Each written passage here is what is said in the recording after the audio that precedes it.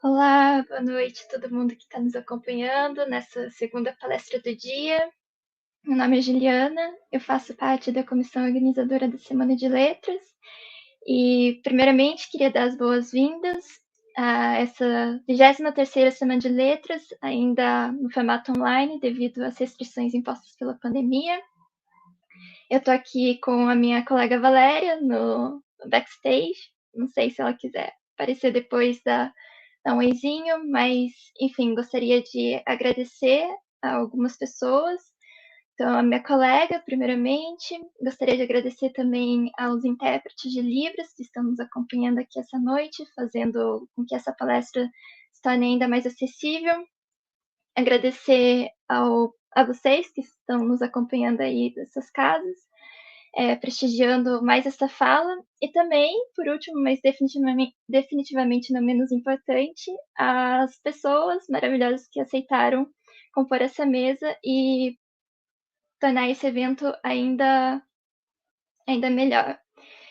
Algumas informações para validar a presença. Nós vamos colocar o formulário no chat ao longo da palestra e ele também está disponível na descrição do vídeo para quem não puder acompanhar agora, quiser acompanhar depois. Ele vai ficar aberto para preenchimento até domingo, dia 14 de novembro. Tudo bem? Bem, sem mais delongas, eu vou passar a palavra agora à professora Gesualda, que vai começar oficialmente essa mesa e apresentar os integrantes. Boa noite a todas, a todos que estão nos assistindo nessa Semana de Letras. Primeiramente, eu cumprimento a comissão organizadora, na pessoa da Juliane, pelo cuidado com que eles vêm planejando a semana e executando há longos meses, não é, Juliane? E também pela paciência com todos os contatos com a gente aí, com todo o cuidado, com toda a gentileza que eles têm demonstrado. Agradeço a presença dos intérpretes que tornam possível a acessibilidade para mais pessoas.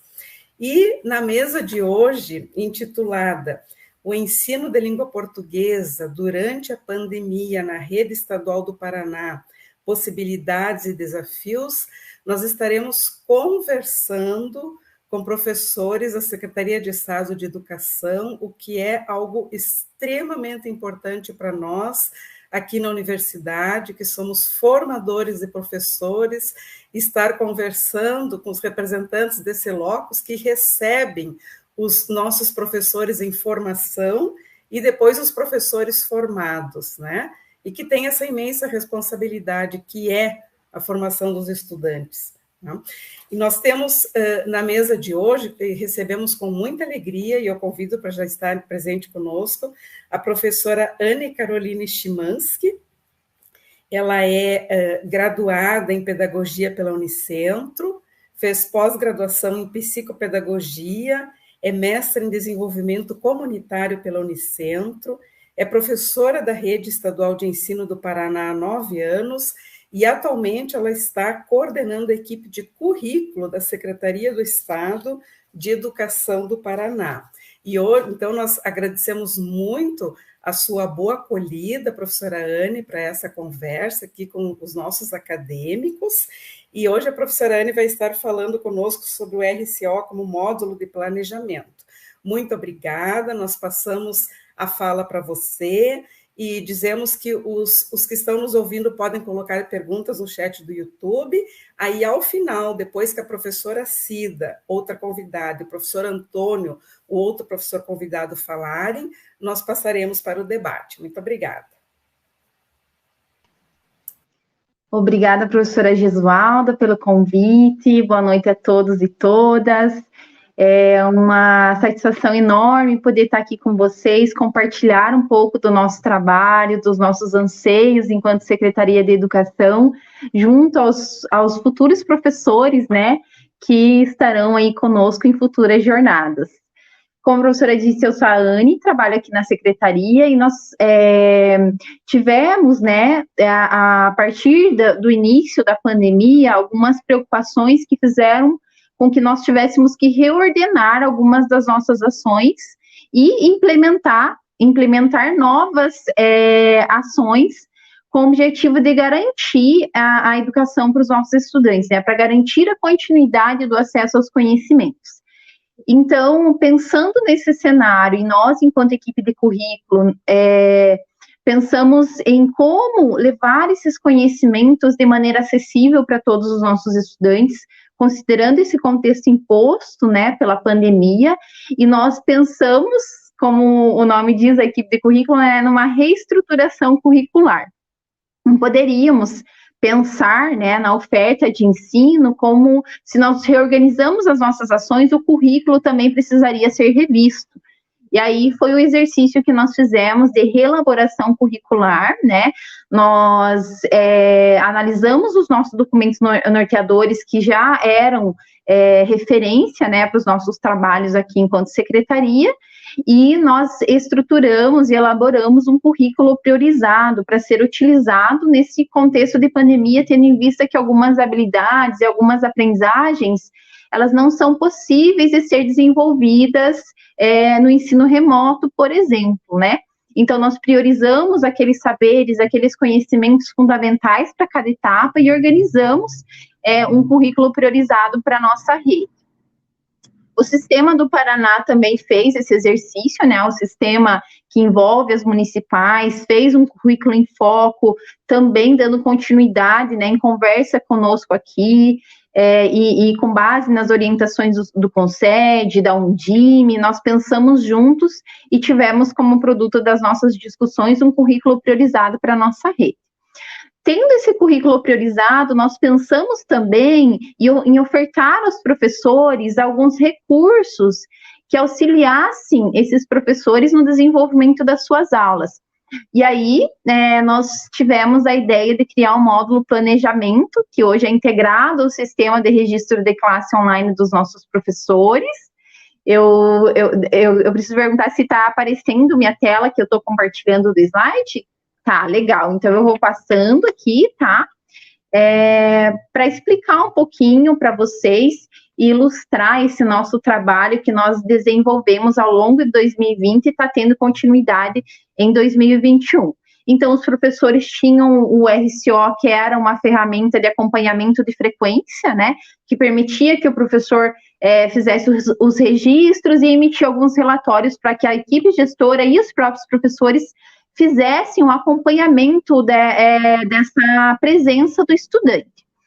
Aí nós transformamos o RCO em uma ferramenta pedagógica, né, que o professor pudesse inserir ali os seus conteúdos, mas também os seus recursos, metodologias que ele utiliza. Se antes o planejamento do professor era entregue à equipe gestora, impresso, né, nós aliamos tudo isso, todas as necessidades do professor, ao inserir o módulo planejamento, porque ele não precisava mais fazer o seu PTD em planilhas ou então um arquivo de Word para entregar, ele poderia, né, ele pode agora inserir todo esse planejamento dentro do RCO, o módulo planejamento. Então, deixou de ser apenas um sistema para registro de presença e passou a ser uma ferramenta pedagógica de planejamento e acompanhamento do trabalho pedagógico dos professores. Em tudo isso alinhado, né, a esse currículo priorizado, onde o professor tem autonomia, a partir dos materiais postados por nós, em editar todos esses recursos disponíveis. Então, o que é o módulo planejamento do RCO? É um módulo que o professor tem acesso a muitas aulas, né? Hoje nós concluímos o ano todo e disponibilizamos aos professores 6.000 planos de aula. Então, são mais de 100.000 páginas de conteúdo que os professores podem utilizar diariamente. Nós fizemos inicialmente uma versão teste, né, para que os professores utilizassem algumas escolas aqui de Curitiba e para que a gente colhesse algumas informações sobre essa experiência de utilização. E inicialmente, incipientemente falando, nosso projeto tinha uma cara, e a partir da contribuição dos professores, esse projeto foi sendo aprimorado, e ele passou a contemplar ali outras funcionalidades que nós não havíamos inserido de início, né? Por exemplo, a avaliação, a recuperação. Então, o professor poderia registrar os seus conteúdos e as suas metodologias, mas não conseguir registrar a avaliação. Então, a partir da sugestão da rede, a gente também fez essa inserção. Implementado na versão de teste e feito as melhorias, a gente lançou para toda a rede, né, e fizemos uma pesquisa depois de um período de uso. E foi avaliada, né, essa ação foi avaliada como uma das melhores ações da história da Secretaria, porque dispõe de muitos recursos que o professor pode utilizar diariamente nas suas aulas.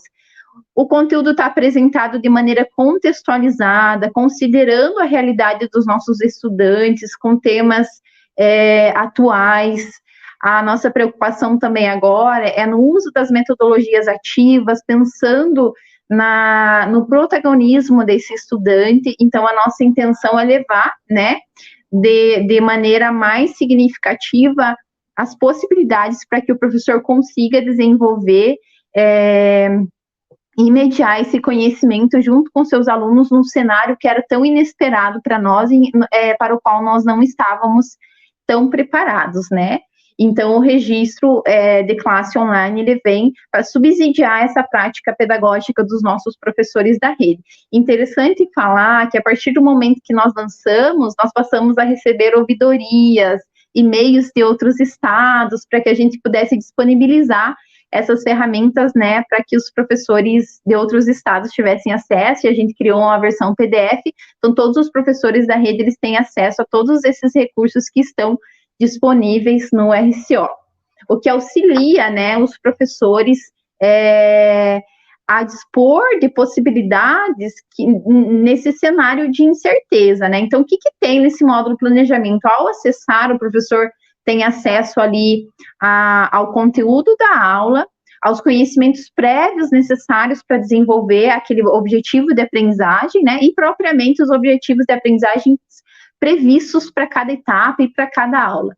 E aí o professor tem acesso a um vídeo resumo, né, de 5 minutos, onde os professores do Aula Paraná fazem uma explicação bem contextualizada, né, um resumo de todo esse conteúdo que vai ser trabalhado, que o professor pode utilizar no início da sua aula para que o aluno tenha acesso ali, tenha uma noção do que vai ser desenvolvido, ou então ao final da aula, para que o aluno consiga, para que o professor possa fazer essa retomada dos conteúdos desenvolvidos.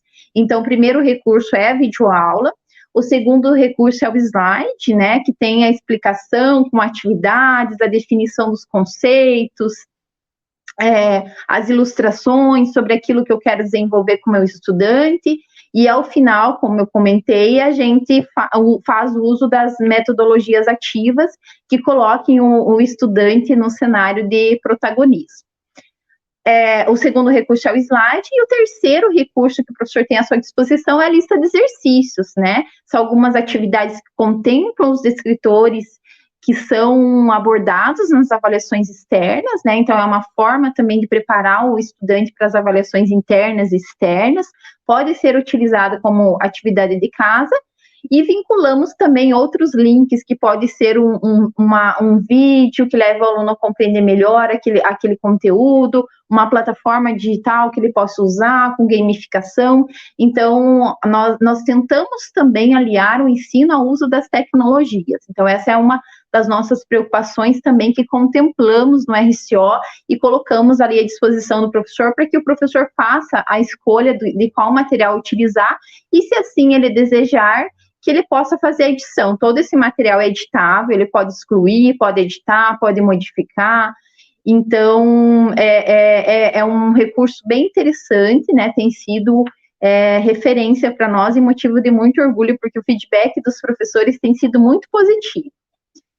Então, também aqui é uma tela do nosso sistema, né? Então, eu posso incluir outros conteúdos, além daqueles que estão disponíveis, postados pela CED. Então, nessa caixinha vermelha, vocês veem aí todos os conteúdos, as aulas, e o professor seleciona qual aula ele quer trabalhar e pode desenvolver essa aula com os seus estudantes.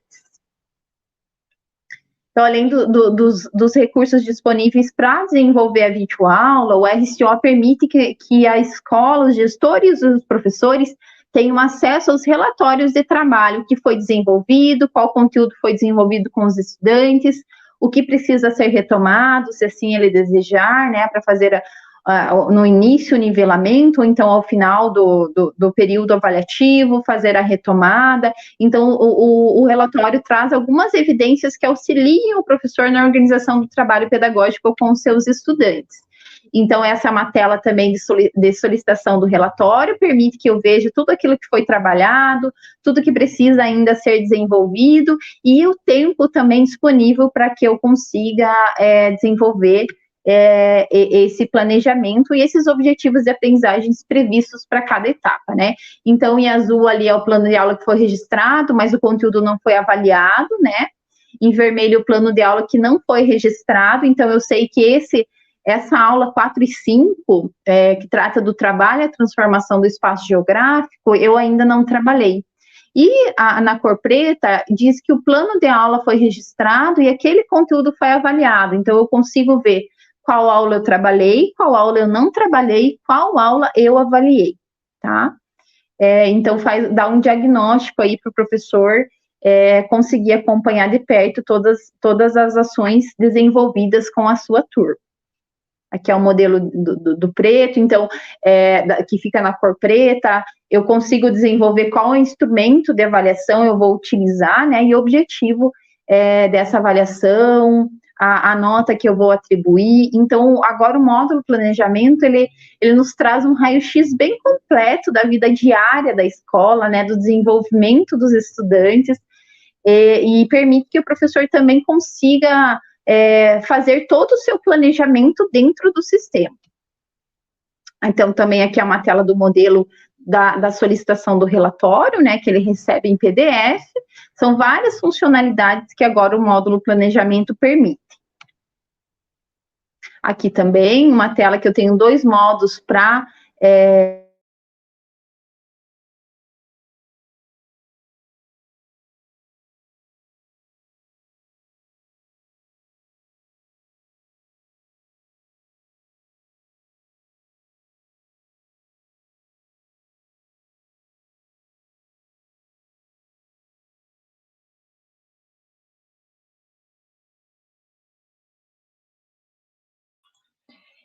Eu acredito que a professora Anne tenha tido algum problema de conexão.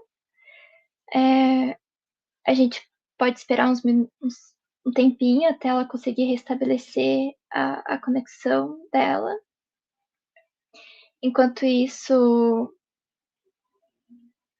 como a professora Gesualda orientou, vocês podem ir enviando perguntas no chat que serão repassadas aos integrantes da mesa ao final das apresentações.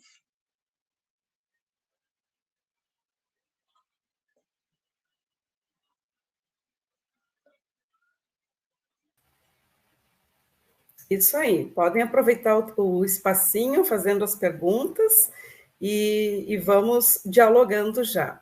Eu aproveito também esse intervalinho aqui providencial para me apresentar, né? Porque eu entrei aqui e não me apresentei, pressupondo que já fosse conhecida, mas não é assim, né?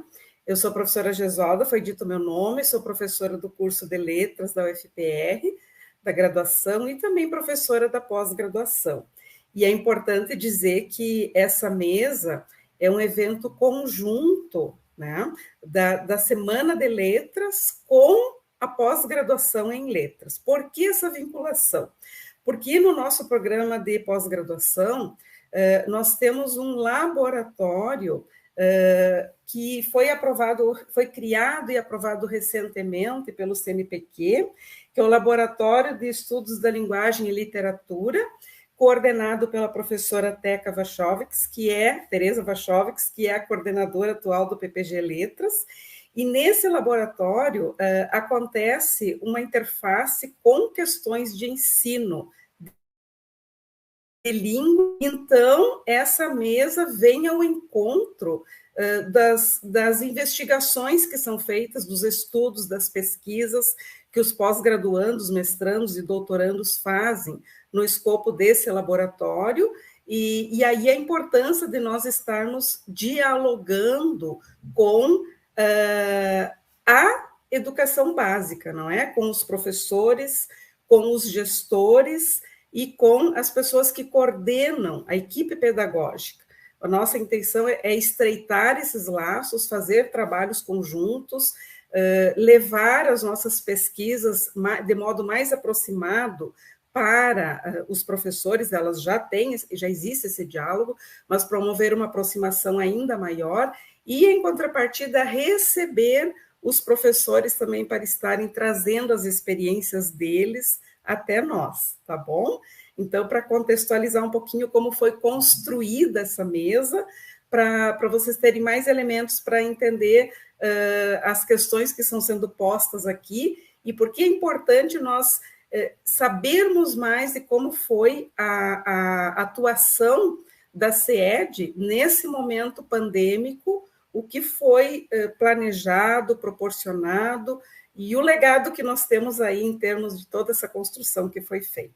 Muito obrigada.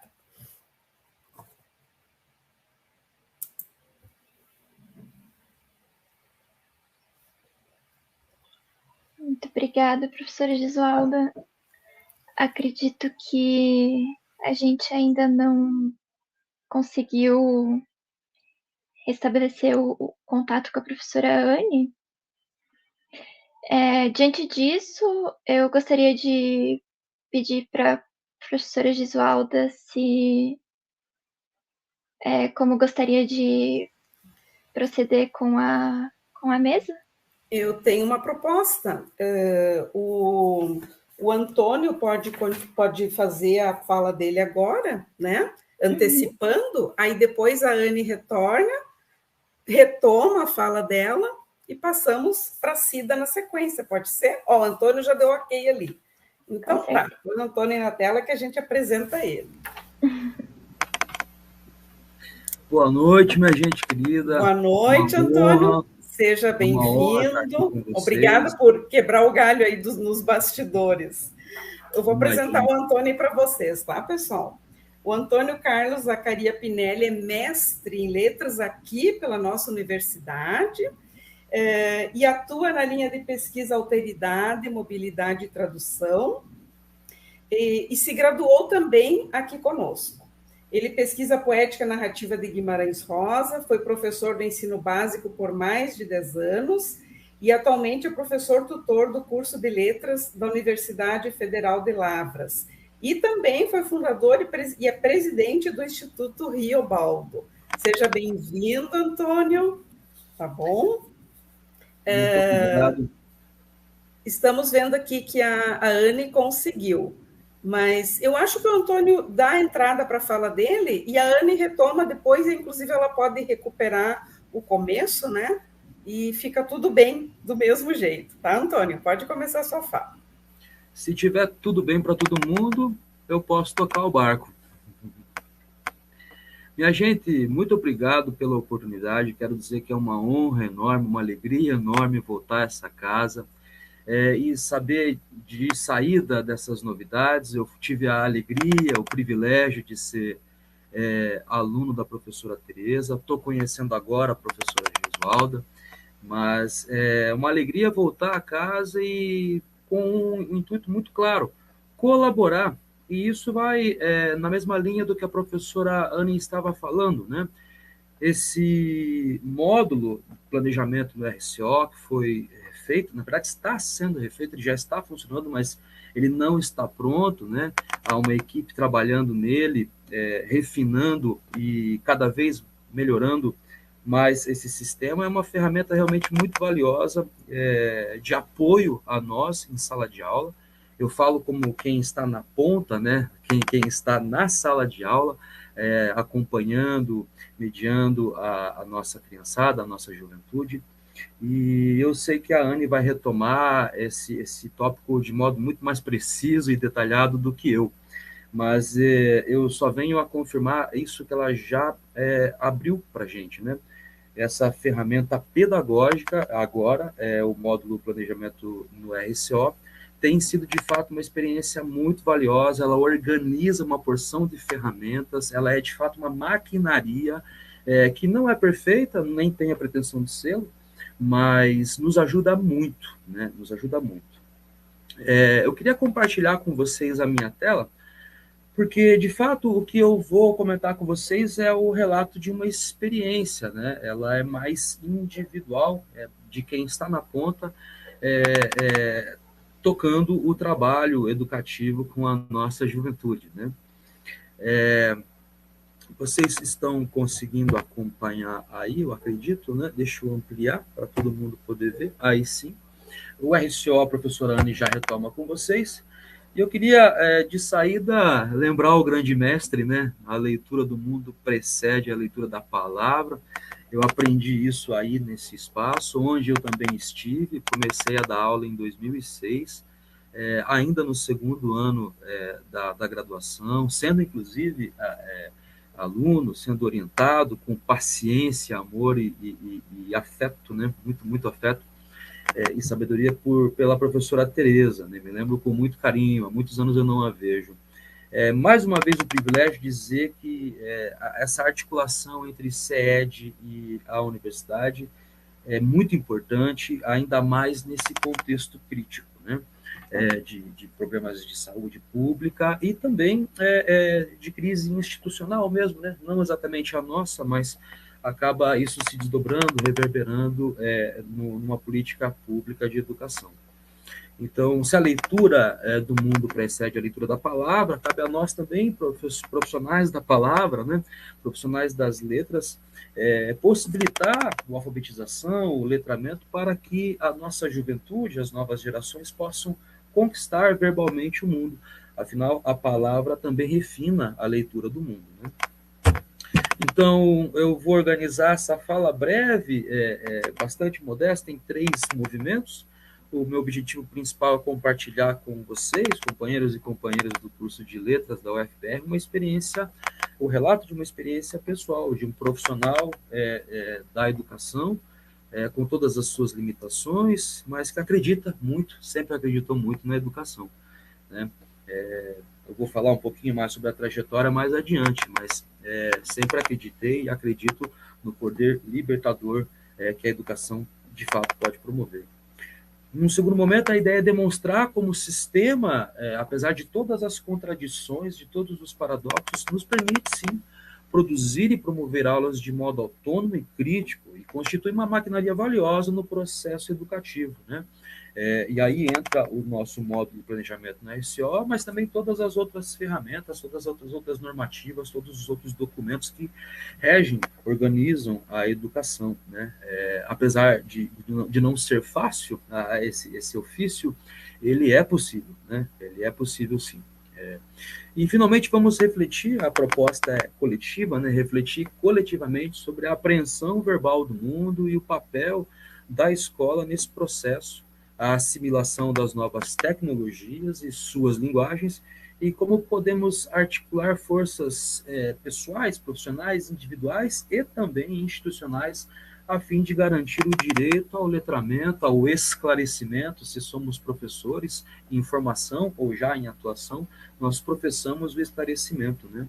E por isso, mais uma vez, eu acho muito importante esse encontro. Eu, de fato, nunca tinha visto ao longo da minha formação e nem da pós-graduação, e fico feliz demais de poder colaborar, ainda que seja de modo bastante simples e modesto, com essa reflexão.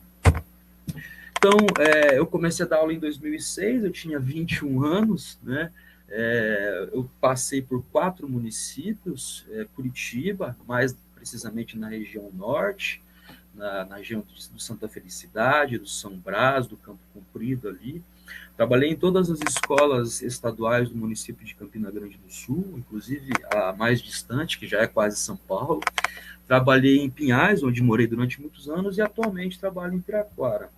Foram muitas escolas, umas 30 aproximadamente, e tem um detalhe, esse trabalho sempre foi presencial, né? sempre foi esse trabalho mais convencional, até a pandemia, né? Quando eu vivi, e digo por mim, mas acredito que isso possa se estender também para os meus companheiros, para os colegas, para as companheiras que também trabalham com educação, tivemos que reaprender a ensinar, né? Tivemos que reaprender a lecionar. Daí não podia deixar de esquecer do mestre Guimarães Rosa, que sempre me orienta nesses momentos, né? Mestre não é quem sempre ensina, mas quem de repente aprende. É um pouco clichê para quem já estuda Guimarães Rosa, mas acho um axioma importante de se não esquecer mesmo, né? Então, eu acabei mergulhando a convite dos companheiros e companheiras da sede, no Aula Paraná, e fui fazer as gravações, tanto para a TV quanto para o YouTube, né? Não foi uma decisão fácil, é uma exposição, né? Mas também foi um aprendizado enorme. Eu fui muito bem recebido pela equipe, sobretudo pela professora Cida, que me ensinou como eu nunca, talvez, teria aprendido em minha vida. Aprendi, então, a trabalhar nessa modalidade de ensino. No ensino básico é diferente, eu já tinha trabalhado com ensino remoto, ou melhor, à distância, né, no ensino superior em Minas Gerais, mas no ensino básico eu nunca tinha passado por essa experiência. E volto a repetir, não teria conseguido sem a ajuda de muita gente. Foi um desafio aprender essa outra linguagem, né, porque é um tipo de interação, de dinâmica, uma gramática completamente diferente, e aprender a lidar com a ausência dos nossos queridos e queridas, né, da criançada, da juventude. A gente está acostumado com o trabalho presencial, onde você tem o feedback no brilho dos olhos imediatamente. Na TV, no YouTube, isso não existe, né? No começo foi muito intuitivo e depois a gente foi aprendendo, estudando, investigando a linguagem mesmo da web para achar a modulação, né? Como modular a melhor forma de se comunicar com essa criançada, com essa moçada. Eu acabei me concentrando na literatura, porque é a área onde eu mais me sinto à vontade, onde eu mais tenho condições de trabalhar de modo mais profundo. E lembrando Antônio Cândido, né, o direito à literatura, a gente sempre tentou levar nessas aulas da TV e do YouTube a literatura, sempre seguindo as normas, né, que regem os documentos oficiais, pegando o texto, recortando o texto, desmembrando o texto, e aí sim estudando a língua, sem perder de vista a especificidade do discurso literário, que é um espaço privilegiado para discussão interdisciplinar e crítica, né, tão necessária nesse momento em que vivemos, né? Dialogando com a sociologia, dialogando com a filosofia, com a psicanálise, sem perder de vista o tipo de discurso que é o literário. Numa segunda etapa, a gente também começou a se ver aí nas mãos do famoso Classroom, né, ou Google Sala de Aula e o Meet. E o aprendizado que eu tive aqui foi muito valioso, porque eram ferramentas que eu não conhecia, não dominava. A gente teve uma formação, uma orientação bastante precisa da SED, que nos ajudou muito nesse processo, né? E está nos ajudando, né? Volto a repetir, o aprendizado não está pronto, né? Ele está sendo feito, né? Eu ainda me pego diante de ferramentas que eu não conhecia e passo a manipular, a manusear, ainda já no final praticamente desse segundo ano, né? No Classroom e no Meet especificamente, eu consegui compartilhar com alunos arquivos, livros inteiros, e através do Meet ler capítulos inteiros de obras clássicas, né? Foi uma experiência muito valiosa. No começo, principalmente, eram poucos alunos que conseguiam acessar o sistema, mas à medida que o tempo foi passando, o número de alunos foi aumentando, e a qualidade dessa interação, a familiaridade com essas ferramentas também foi melhorando, e assim, né, também otimizando o processo de ensino-aprendizagem, né? Por fim, para aqueles que de fato não tinham acesso, né, a gente disponibilizava as aulas, as mesmas aulas do YouTube na TV, né, e ao invés do aluno ir lá entrar nas plataformas, nos sites para conseguir acesso às atividades, ele podia buscar na escola as atividades, o material complementar ou essencial de modo impresso na escola, né?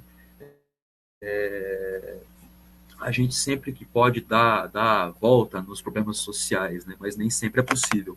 E essa foi a única maneira da gente conseguir não deixar ninguém para trás, né? A ideia era não deixar ninguém para trás, sempre é, né? E o problema social, ele não é... Ele transborda para dentro da escola, ou melhor, ele invade o espaço da escola, mas ele não é exatamente um problema de natureza educacional, né? Ele vem de uma questão social, que se desdobra também num problema cultural de engajamento, ou como se a gente quiser usar a metáfora da rede, né, de enredamento.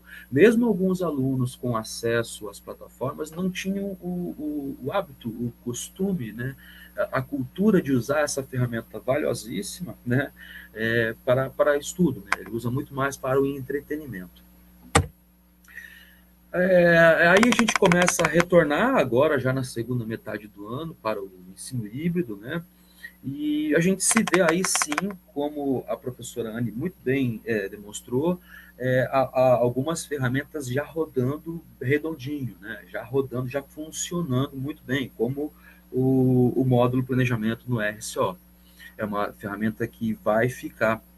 Eu até digo para vocês que estão aí na graduação, que eu vi, no final das contas, nesses últimos tempos, o fim do famoso livro de chamada, né? O impresso, né? Ele se transformou numa ferramenta muito mais poderosa e digital, que é, de fato, o RCO. E flexível, né? Não é um modelo engessado e pronto e obrigatório, não. Ele é editável, como disse a professora Anne, ele traz uma porção de ferramentas dentro dele mesmo, né? São aulas ou mini-aulas, são slides com todo um roteiro pronto, são lista de exercícios e ferramentas virtuais aí que contemplam essas chamadas metodologias ativas de aprendizagem aí, né? O que também ficou para mim, pessoalmente, muito claro, é a necessidade de que a gente precisa conhecer melhor como professor a linguagem da web, né? Uma linguagem muito mais apelativa, muito mais próxima da publicidade, da propaganda, até do marketing, para o bem e para o mal. Acho que a gente precisa assimilar algumas marcas, compreender melhor esse tipo de fato de língua, né? Ou de modulação de línguas. Os linguistas me corrijam aí, me perdoem a ignorância, mas acho que a gente precisa ainda refinar isso, se apropriar disso, para usar essa linguagem de modo mais eficiente com os nossos alunos, né?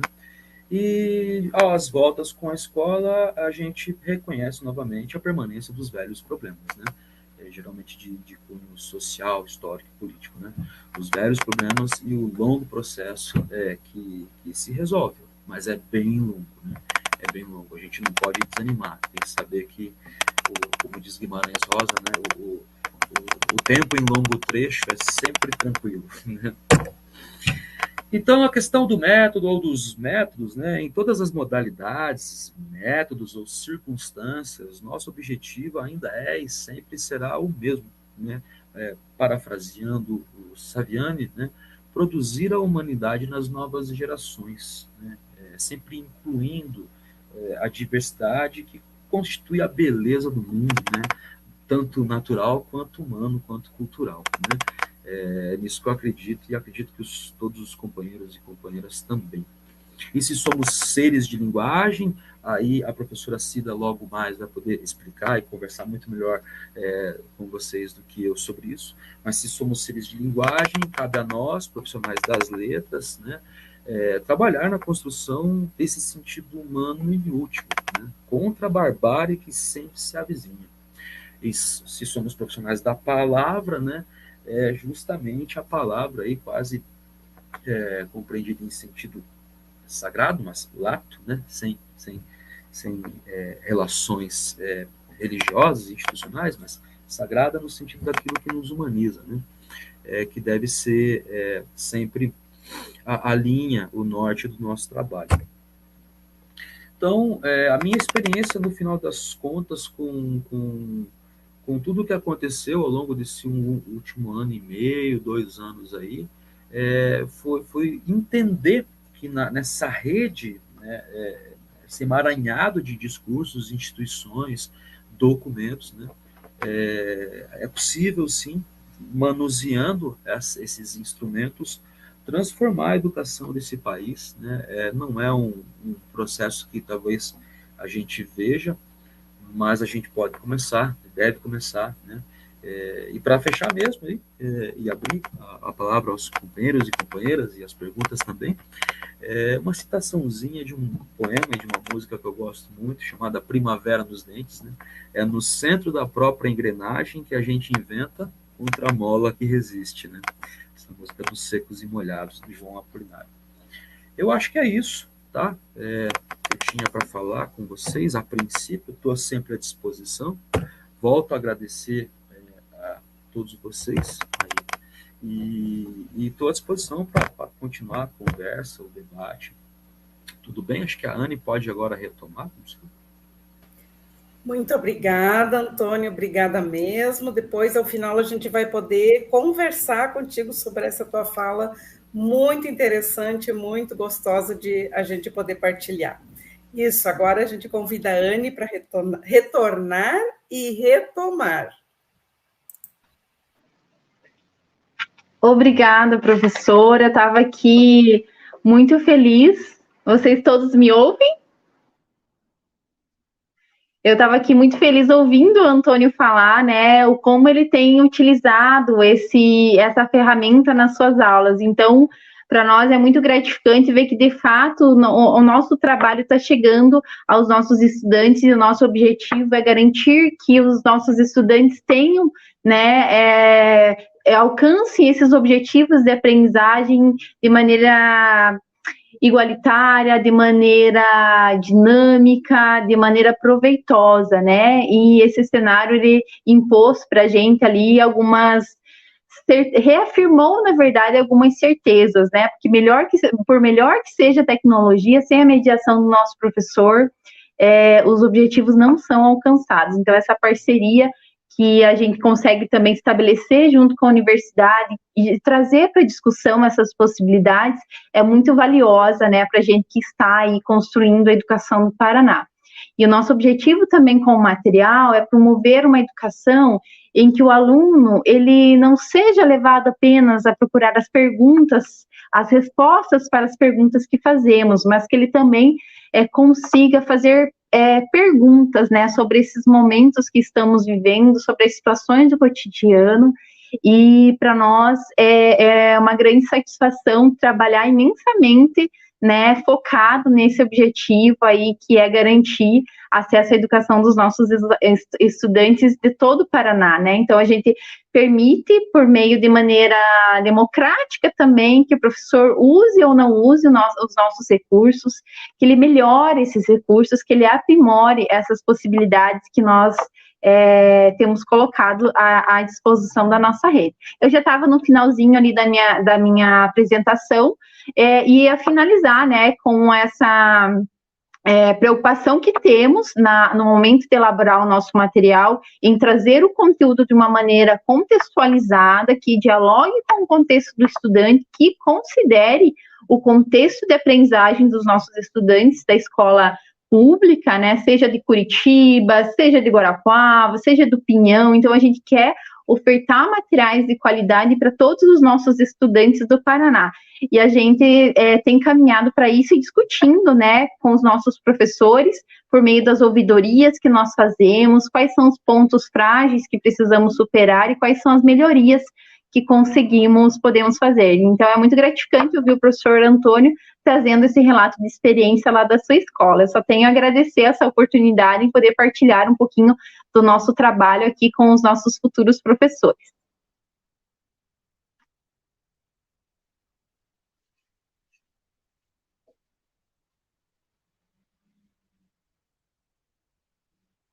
Aí, se vocês tiverem alguma dúvida em relação a esse trabalho que eu apresentei para vocês podem, né, colocar no chat, que aí a gente vai respondendo, tá?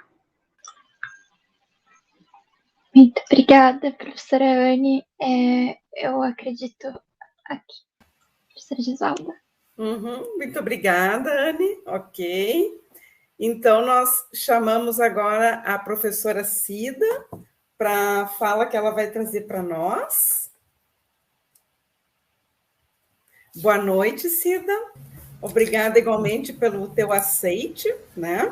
A professora Cida é professora da rede pública, mestre em linguística pela Unicamp, doutoranda também pela Unicamp.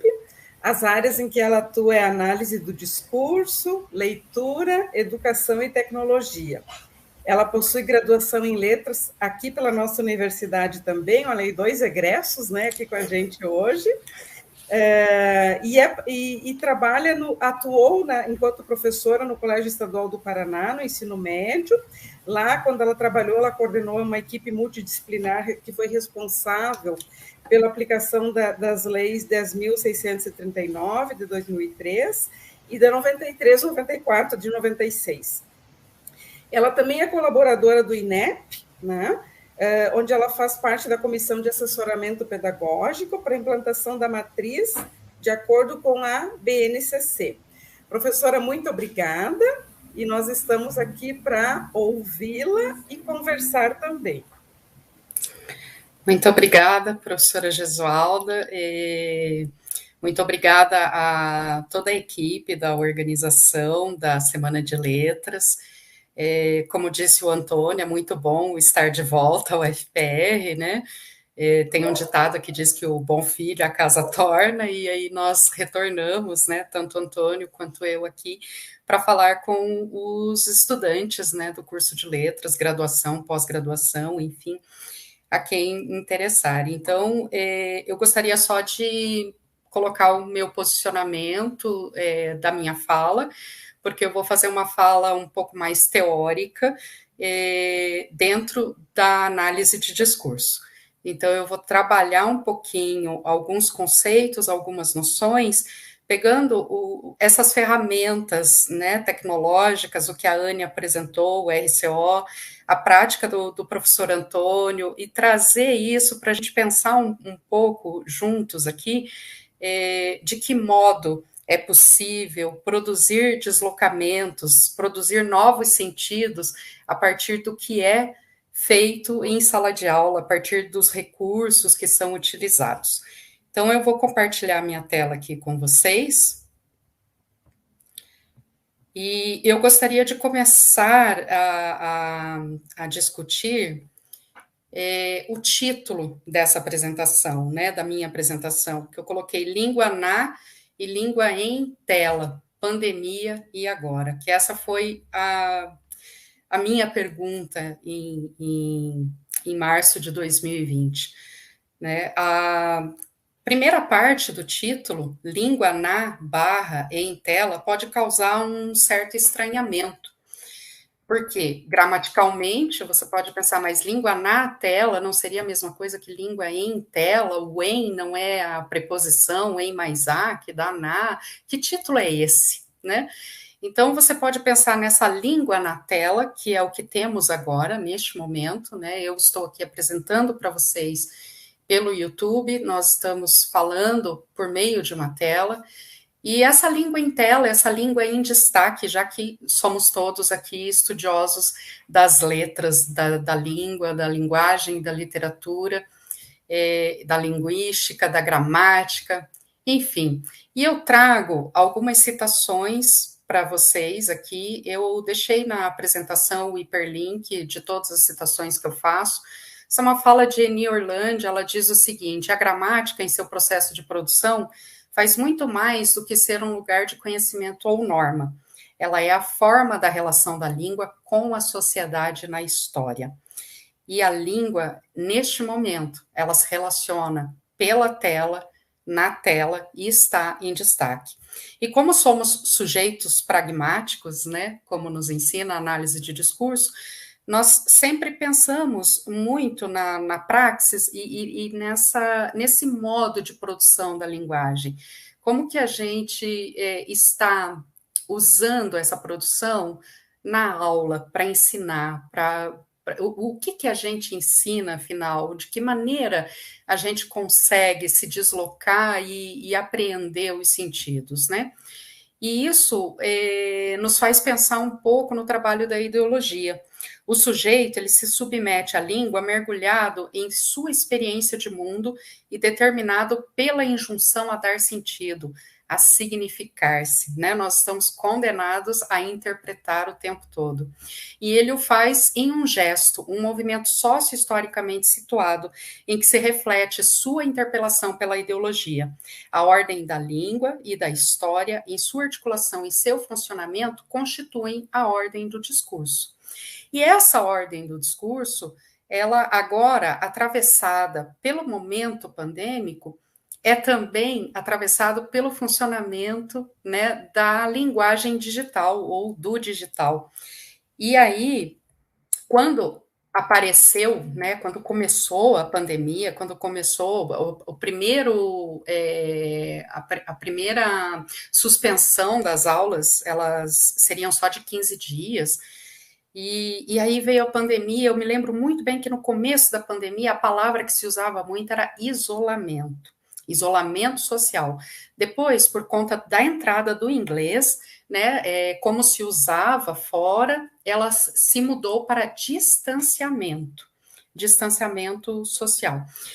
E esses primeiros 15 dias transformaram em 30, em meses, e aí já estamos em 2 anos.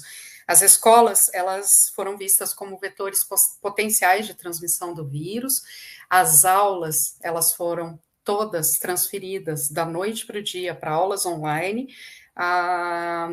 Eu me lembro bem que a suspensão das aulas foi em 19 de março de 2020. Em abril, a Secretaria de Estado da Educação já tinha todo o planejamento de uso dessas aulas, né, de transmissão dessas aulas pela TV, pelo Google Classroom e com o uso de aplicativos. O aplicativo Aula Paraná, que foi desenvolvido pela Secretaria para aqueles alunos que não tivessem acesso à internet. Eles conseguiriam acessar por meio do celular, do aplicativo, sem gastar dados do seu celular, enfim, foi feito um convênio, então tinha todo esse trabalho. E quem não tem acesso, né, ou dispositivo para aulas online, como é que fica a questão social? E aí também surgiu a chamada trilha de aprendizagem, que era a compilação das aulas online impressa, e eram páginas e mais páginas de materiais impressos sendo repassado aos alunos. E a pergunta era, que outra possibilidade a gente tem, né? Quais são as outras possibilidades? Como é que a gente pode fazer isso? Algumas pessoas defendiam que se suspendesse tudo, mas essa não era uma possibilidade na época de simplesmente deixar os alunos sem um vínculo com a escola, né? Eu aproveito para retomar uma frase da professora Gesualda Razia, que ela diz assim: a escola é laço social, né? E isso é extremamente importante.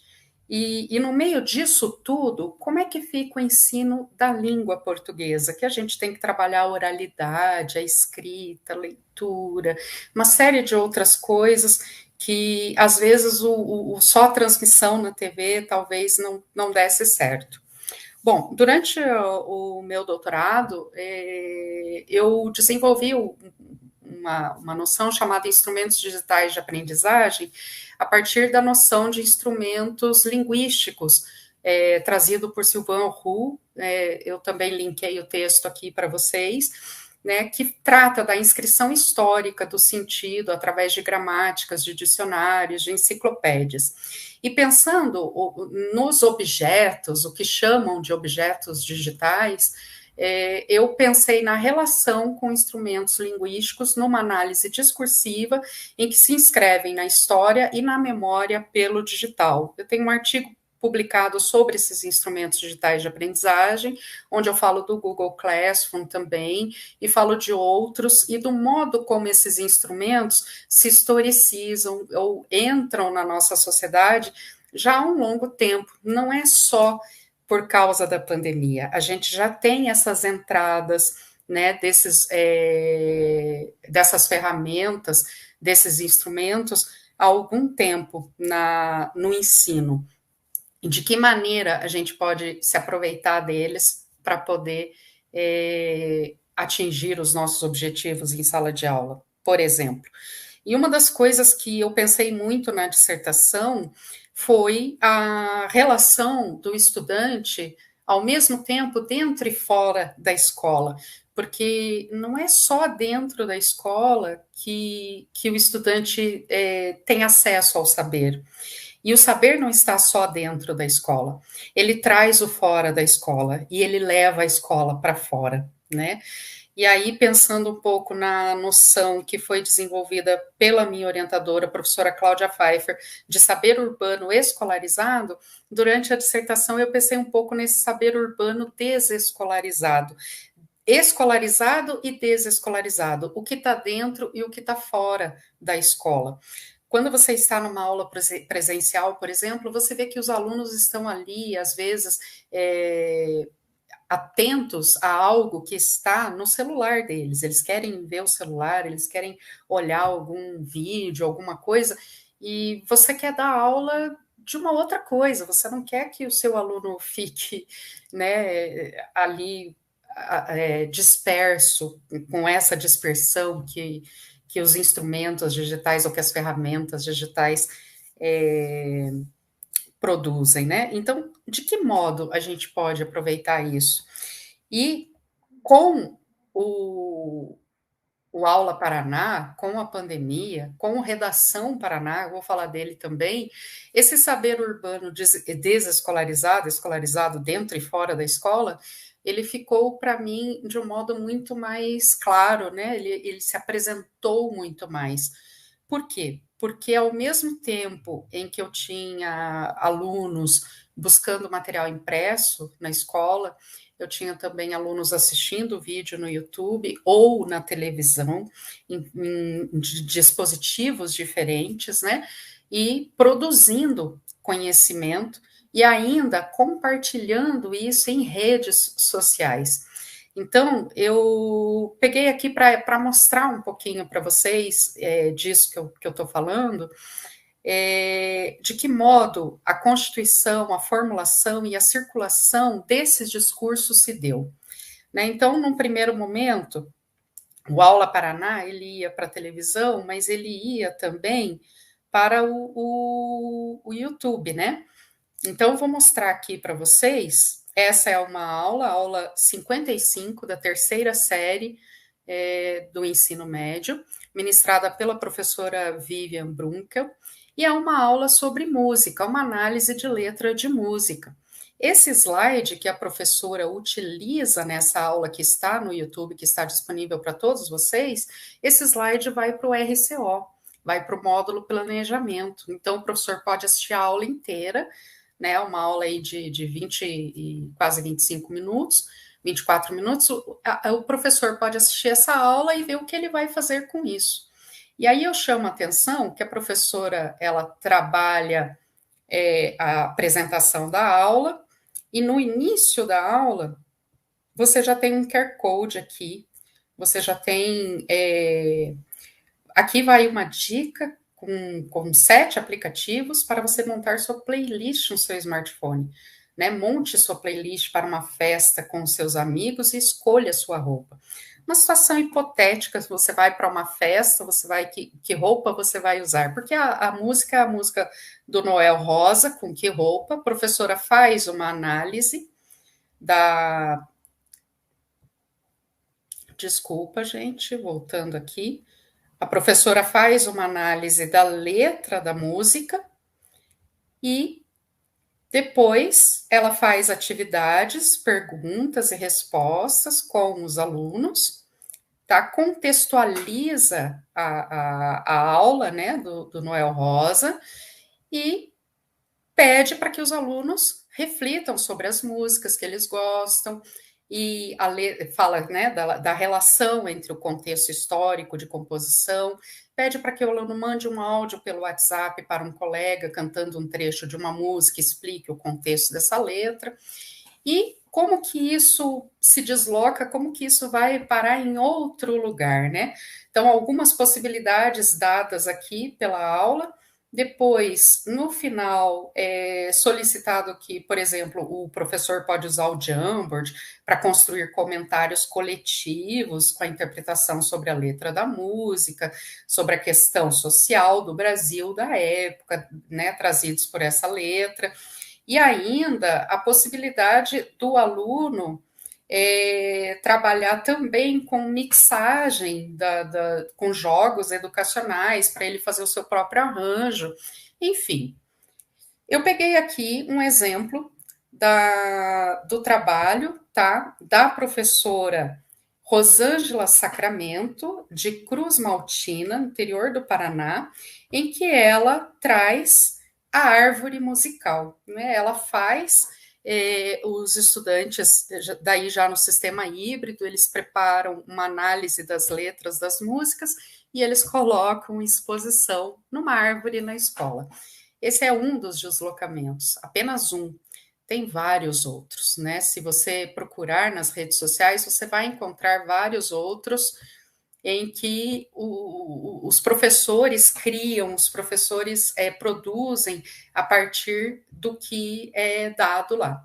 Um outro exemplo é uma aula ministrada pelo professor Antônio, esse que acabou de falar para vocês, né?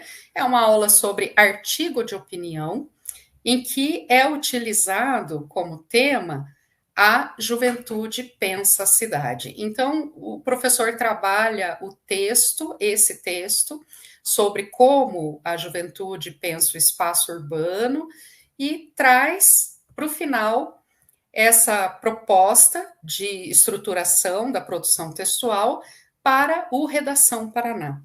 Redação Paraná foi um aplicativo desenvolvido pela Secretaria em que você tem várias propostas prontas de vestibulares do Paraná, fora do Paraná, de várias universidades estaduais, federais. As propostas estão lá com os textos motivadores e do Enem ou outras atividades, e ainda com a possibilidade do próprio professor criar a sua proposta de produção textual. Então, aqui a proposta era que os alunos fizessem a redação a partir desse tema, a vida urbana no século XXI, a cidade é para todos, a pergunta, né, pensar na questão do direito à cidade, e os alunos, então, teriam que fazer a leitura do texto motivador, que é um dos textos motivadores, é o texto trazido na aula, e aí nós vamos de novo para a rede social ver o deslocamento disso. Quebrar padrões, redação feita pelos alunos da professora Francismara Aparecida Faria, né, de Jandaia do Sul, a aluna Thaís Aguiar, traz esse texto sobre a quebra de padrões, assim como você tem aqui como lidar com as diferenças, o respeito às diferenças culturais. Então, nessas atividades, a professora deu abertura para que os alunos pudessem dizer e se dizer. E por que isso é assim tão importante, né? Porque a gente tem, eu gostaria de trazer de novo aqui uma citação da professora Eni Orlandi, que ela diz que o digital ele é constitutivo das discursividades.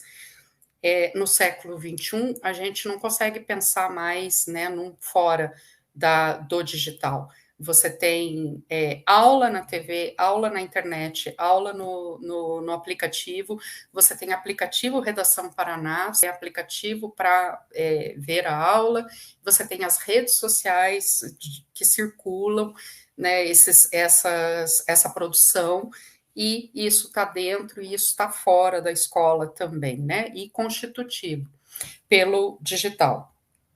E aí, você tem esses dois deslocamentos produzidos pelas professoras, E eu gostaria de pensar um pouco na questão da autoria e da função autor, né? Duas noções muito caras para análise de discurso, né? É preciso que sejam construídas condições de produção para que essa assunção se constitua. Se você quer que seu aluno seja autor, você precisa dar condições a ele, né? E se você quer que o professor seja autor da sua prática, que o professor seja autor daquilo que ele faz em sala de aula também, da maneira como ele constrói o conhecimento juntamente com seus alunos, é necessário que tenha essas condições de produção, né? E isso não é possível se o espaço escolar apenas provê o significado oposto, porque justamente nega-se aí a atribuição da origem àquele que, por isso mesmo, é limitado a repetir mnemônica ou formalmente. E é necessário, pois, um trabalho com a escuta e com a deriva que dê movência ao sujeito escolar, que aí sim tem condições de circular por diferentes sítios de significância. É preciso, pois, atribuir sentido àquilo que comparece como sem sentido, apesar das e em função das injunções às repetições empíricas e formais. É preciso lidar com o imprevisível.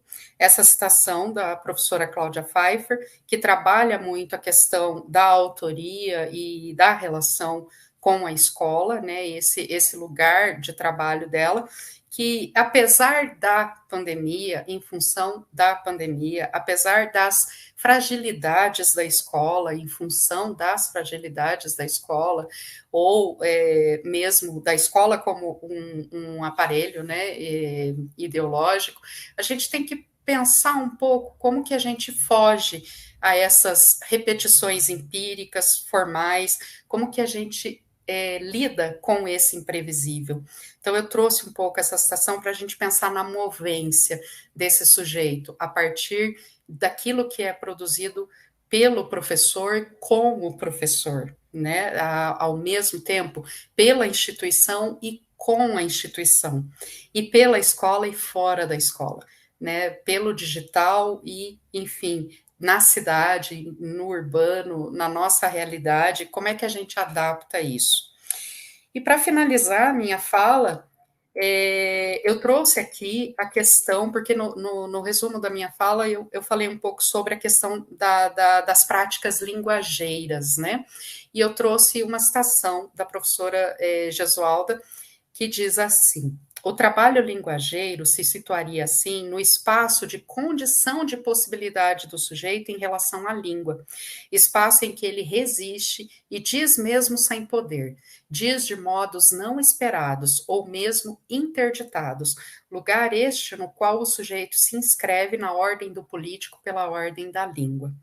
E eu fecho aqui a minha fala dizendo assim, que apesar ou, enfim, né, a gente tem que produzir esse sentido, né? E se eu tenho esse poder de dizer ou não tenho o poder de dizer, né? Como que eu me coloco nesse lugar e como que eu consigo produzir sentidos nesse espaço de condição de possibilidade do sujeito.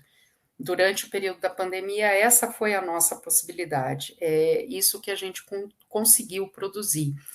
E eu diria que conseguimos fazer algumas coisas muito legais, produzir alguns deslocamentos, e como o professor Antônio bem colocou, não está pronto, porque o conhecimento não está acabado, né? Ele nunca está pronto e acabado. A gente sempre está em movência, a gente sempre está reformulando, a gente sempre está deslocando os sentidos. É isso. Muito obrigada, professora Cida. Mais uma fala instigante, brilhante, e as falas se conectando, né? E por aí a gente pode ter um pouquinho da dimensão do quanto a Secretaria de Educação trabalhou nesse tempo de pandemia para tornar possível a situação de sala de aula na situação remota, na situação pandêmica, melhor dizendo, né? Eu convido a professora Anne e o professor Antônio para voltarem à tela para a gente poder fazer a conversa agora, né? E eu vou começar provocando vocês com algumas questões, depois se os alunos, colegas que nos escutam quiserem perguntar, comentar, colaborar, também sintam-se à vontade. Uma das frases que a gente mais ouviu e ainda ouve, né? Seja no campo do ensino, seja no campo da economia, seja no campo da publicidade, com a pandemia tivemos que nos reinventar, né? E aí a gente fica pensando assim, parece que tudo que vocês trouxeram foi uma fórmula de reinvenção, mas ao mesmo tempo eu penso que não, porque o professor está sempre criando, recriando, ele nunca está fazendo o mesmo, né? Ele sempre está se reinventando, de certo modo, porque o mundo está em movimento, está mudando, né? E aí eu gostaria de ouvir um pouquinho mais a professora Anne, porque a partir do que a prof mostrou, da experiência do Antônio e também da fala da Cida, a gente pode perceber aí que uma das mudanças que tem nesse contexto pandêmico é a aposta forte no coletivo, né? Porque aí, veja, o professor tem uma aula postada, o outro pode se valer dessa aula.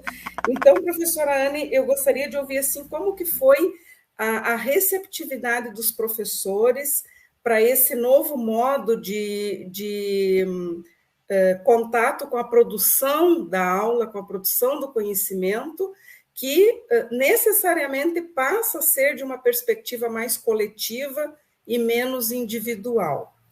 E do Antônio, eu gostaria de ouvir alguma coisa especificamente sobre a literatura, porque eu sou da geração que né, pegou, assim, foi tomada pela revolução tecnológica, nem sei, eu tenho um nome para isso aí, né?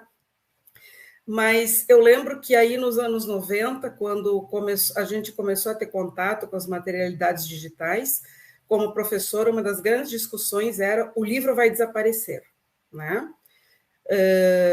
E essa discussão, volta e meia, reaparece. Acredito que agora, com esse contexto de leitura no digital, por injunção do pandêmico, porque tivemos que ler no digital, a gente não podia ir às bibliotecas, assumiu um significado talvez mais candente, essa coisa do ler no digital e ler no papel. Então, eu quero saber, assim, professor, da perspectiva da recepção dos estudantes, né? Como que foi a resposta para o livro vai desaparecer e agora o formato é digital, o modo de leitura nesse digital, as respostas que eles deram, até porque você percebeu que houve um outro trato, né? Não mais apenas usar o celular para lazer, mas como instrumento de educação. E em relação à leitura, como foi a resposta desses estudantes?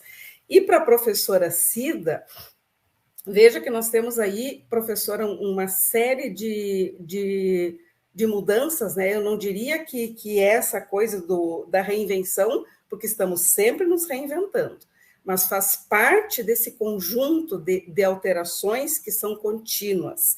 E desse conjunto de alterações, que legado a pandemia está deixando para a continuidade, agora que nós estamos nesse estágio de retorno, vamos retornar, o que estamos levando junto, né? O que permanecerá dessas práticas que tem a ver com o digital como constitutivo, que já vinha constituindo, mas que se colocou de modo muito mais presente, mais forte, mais marcado.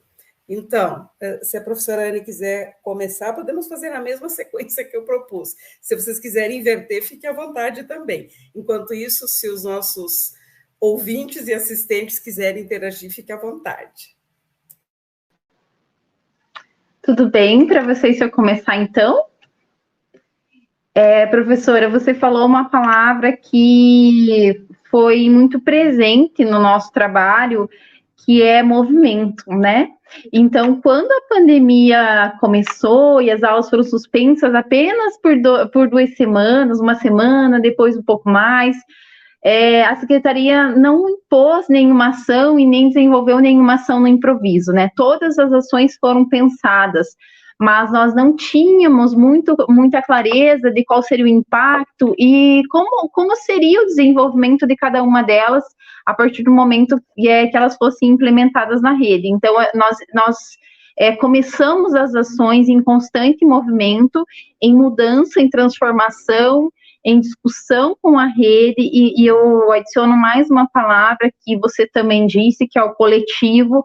Então, nós fomos, aos poucos, construindo juntos estratégias e oportunidades para manter esses alunos na escola, para que eles não tivessem o rompimento do vínculo, né? Não queríamos perder alunos, não queríamos distanciar a escola desses estudantes, então nós queríamos manter a escola presente e viva. Como fazer isso? Era a nossa pergunta, e como fazer isso de uma maneira coerente e adequada, né? Assegurando a segurança dos estudantes e dos professores. Então, não tínhamos uma receita pronta, fomos pensando em algumas possibilidades e ao longo do tempo nós fomos aprimorando, modificando e melhorando em parceria, como você disse, com esse coletivo, né? Em parceria com os nossos professores que estavam lá na escola, ouvindo e discutindo quais eram as alternativas que tínhamos para esse momento. Mas uma tarefa ainda que temos agora, nesse retorno das aulas presenciais, é colher as evidências que as avaliações internas e externas nos trazem, né, o acompanhamento dos professores em relação ao nível de aprendizagem, de proficiência que os nossos alunos se encontram, e mais do que nunca, definir planos e estratégias de retomada de aprendizagem, de aprofundamento de aprendizagem, para garantir os direitos de aprendizagem para os nossos estudantes, é o nosso maior desafio para o momento. Então, nós conseguimos aprimorar um desafio e somos levados a outro desafio. Então, a palavra movimento esteve muito presente, está muito presente na vida do professor e do educador nesse cenário que estamos imersos.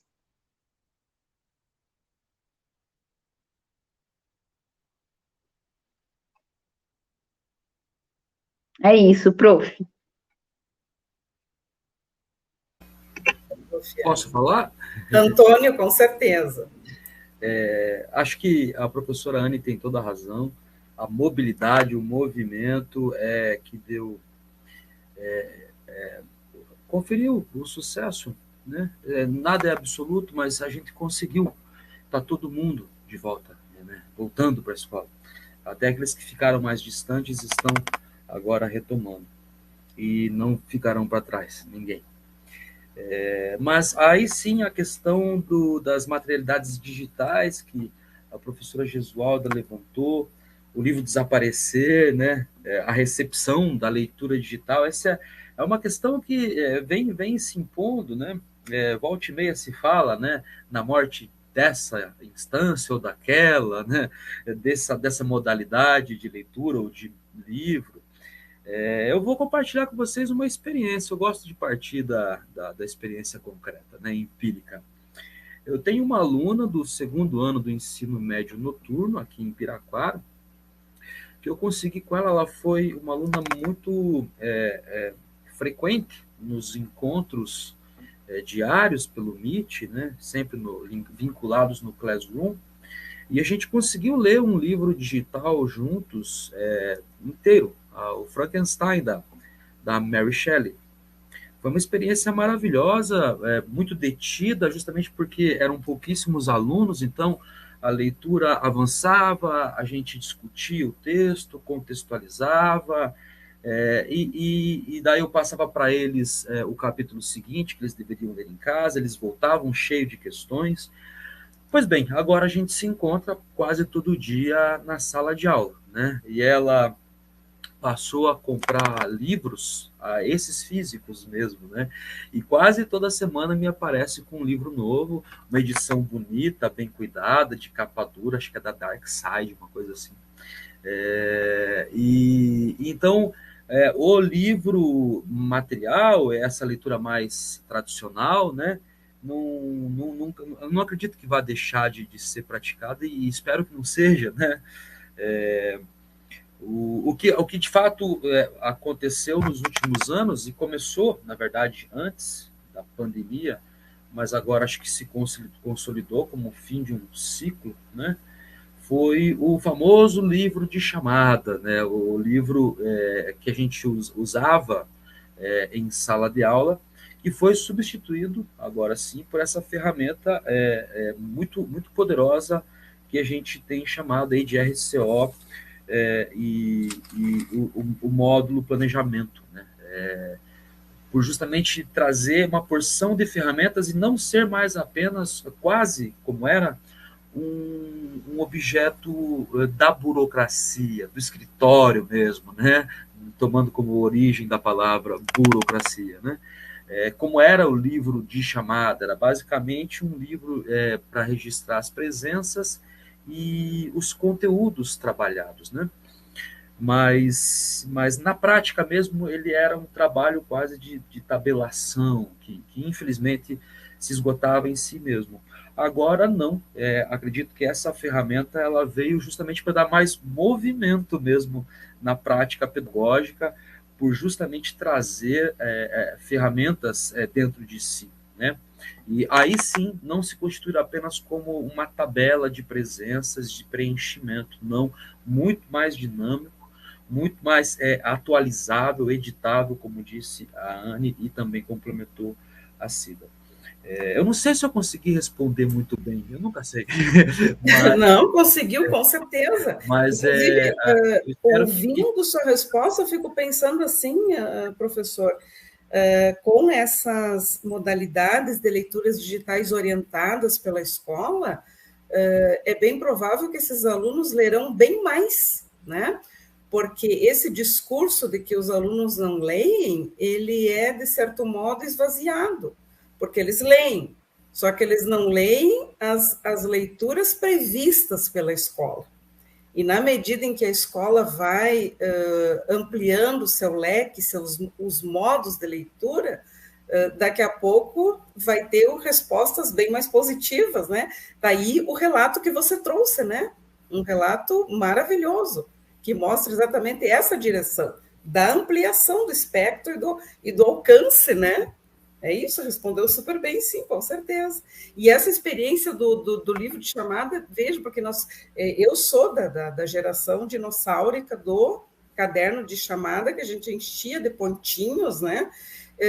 E veja, ele não é mais um mero registro, né? Ele é um instrumento que tem N possibilidades. Então, é uma revolução, porque não se trata mais só de arquivar, mas de trabalhar com aqueles dados desse arquivo. Muito bem, é isso mesmo. Desculpa, eu lhe cortei e acabei falando aqui demais. O que você ia dizer mais? Não, acho que só complementar que de fato foi coletivo, contou com toda a participação, o envolvimento consciente e amável da administração, da secretaria, do corpo técnico, e está à nossa disposição hoje, volto a repetir, ele é plástico. Agora você pode esticar, puxar, você pode linkar, você pode suprimir. Eu acho que esse é um dos legados. E foi, de fato, uma construção coletiva. Acho que a Anne demonstrou bem, a Cida também apontou. É claro que não é a solução para tudo, né? Mas é um avanço, acredito sim, eu acredito, né, quixotescamente, que é um avanço para todos nós e para a nossa sociedade. Obrigada.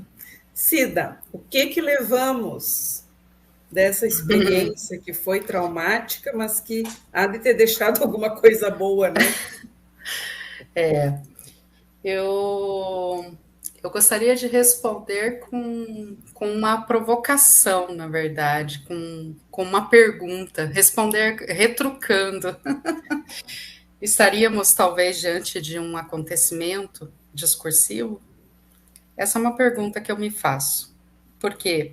Pensando na formação de uma série que a gente tem anterior à pandemia, e desse ponto sem retorno, né, que nós estamos, o que se constrói agora, né? O que se faz com tudo isso? Eu acredito que talvez tenhamos aí uma mudança e uma criação de uma nova série.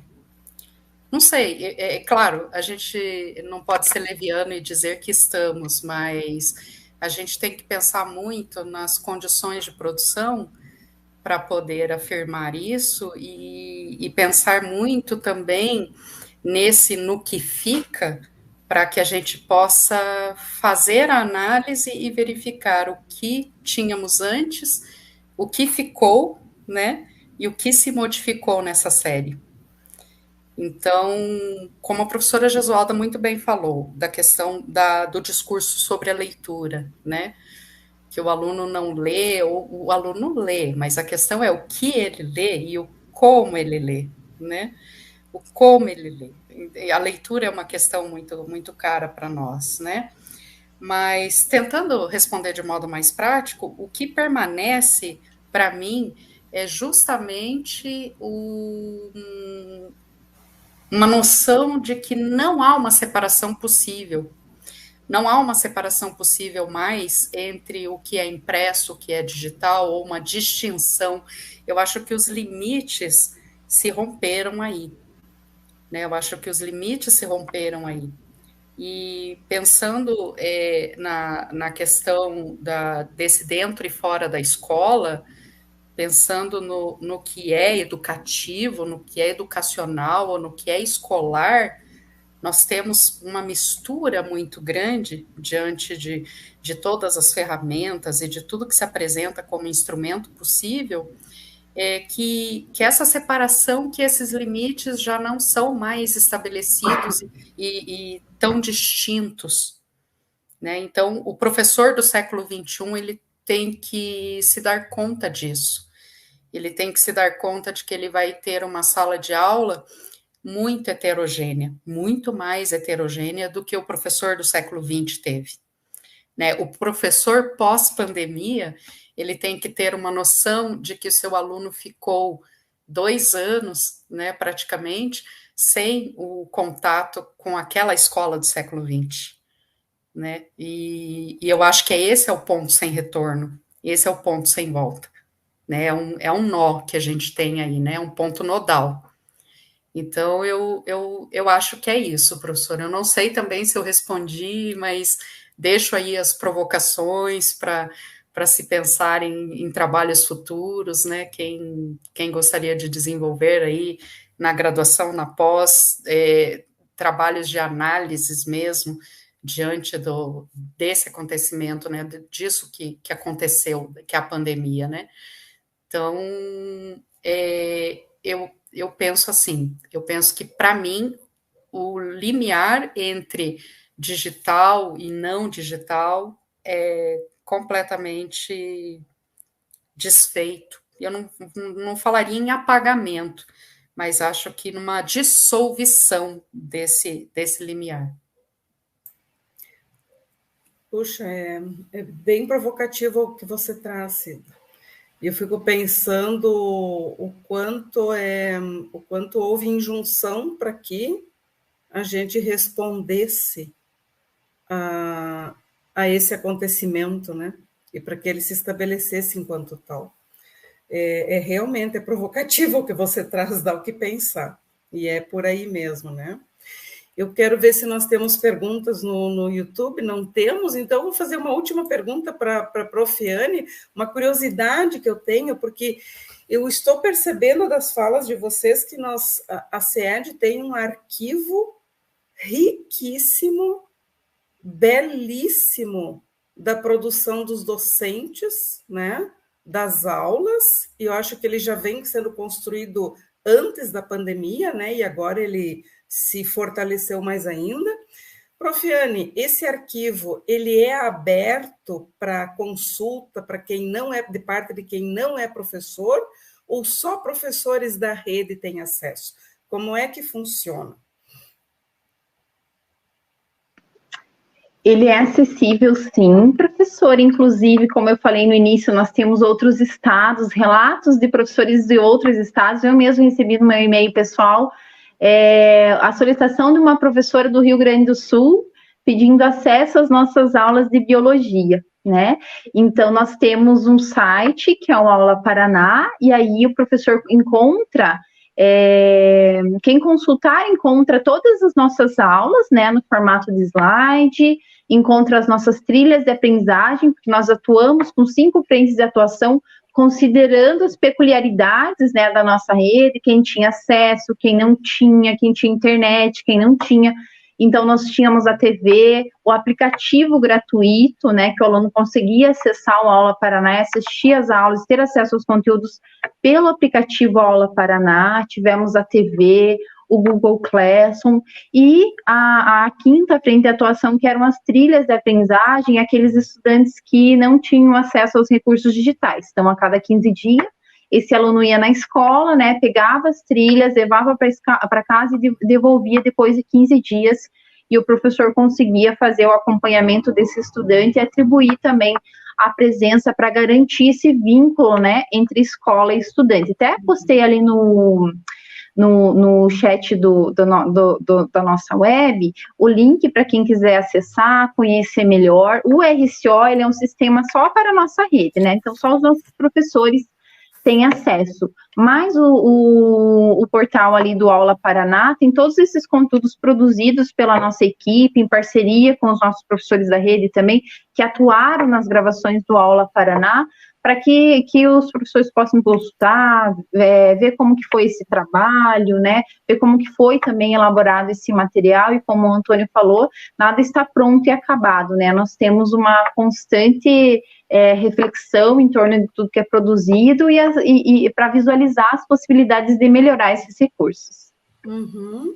Sim, eu coloquei o endereço lá no chat do YouTube, para quem tiver interesse, porque eu entendo que é um material riquíssimo, né, para consulta, para o professor em formação, né, tanto para ele se valer para as aulas que ele venha construir quando está na situação de estágio, nas disciplinas de didática, quanto para a pesquisa mesmo, né? E o interessante que me chamou a atenção também na exposição de vocês é o que você disse agora, que nada está pronto. São aulas que estão ali, mas elas não são modelos fechados. O professor que acessa essa aula, ele tem essa plasticidade, como diz o Antônio, né? Para modificar, se colocar propositivamente, criativamente, isso que é o bacana, né? Porque aí tem o espaço de movimentação do sujeito professor diante da sua aula, né? Então, eu só vou conferir se não tem nenhuma questão, não tem. Agradeço mais uma vez a vinda de vocês 3, a generosidade de estarem aqui conversando conosco, partilhando os saberes, as experiências, e aposto bastante, assim, fortemente, que não seja a última conversa, que tenhamos muitas outras, tá bom? Sejam sempre bem-vindos à casa de vocês, Cida e Antônio, casa que é sua também, Anne, tá bom? Muito obrigada e até uma outra ocasião. Obrigada a todos que estiveram nos assistindo pelo YouTube, aos nossos intérpretes e, mais uma vez, à comissão organizadora da Semana de Letras. Boa noite. Muito obrigada, professora. Muito obrigada, professor Antônio, professora Anne, professora Cida. Professora Gesualda, por esse intermédio, essa parceria com a POS, que proporcionou essa mesa aqui hoje na Semana de Letras. Mais uma vez, nossos agradecimentos ao público, a Siloel e ao Peterson, nossos intérpretes.